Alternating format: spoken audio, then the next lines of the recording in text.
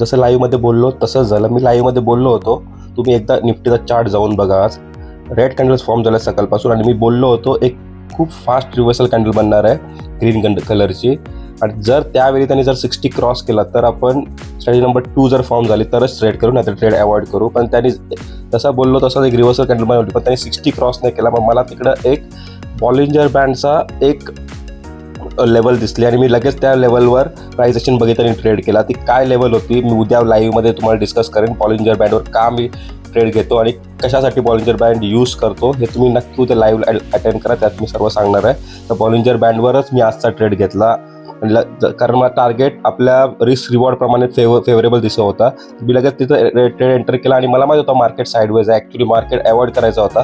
तर तिथे एक बॉलिंजर बँडवर मला ट्रेड करायचा होता, तर मी ट्रेड केला आणि आपल्या हिशोबात खूप टाईम लागला ट्रेडला 50 पॉईंट द्यायला. पण मी लगेच जसा 50 पॉईंट बुक केले तिथूनच मार्केट बघा परत रिव्हर्सल झालं आहे आणि मार्केट काहीतरी वरतीच क्लोज केलं आहे, म्हणजे साईडवेजच क्लोज केलं आहे. कारण ऑलरेडी मार्केट का 50 पॉईंट होता, कारण बॉलिंजर बँडचा खालचा बँड होता तो परफेक्ट आपल्या 50 पॉईंटला आपल्याला टार्गेट दिसत होता तिकडे. तर मी तिकडे ट्रेड केला आणि आज आपण 50 पॉईंट बुक केले, काहीतरी 3200 रुपयाचा प्रॉफिट बुक केला. पहिलाच ट्रेड घेतला आणि पहिलाच ट्रेड चालला आणि खूप टाईम लागला म्हणून मी लाईव्ह पण बंद केला आणि मी ग्रुपवर अपडेट केला होता.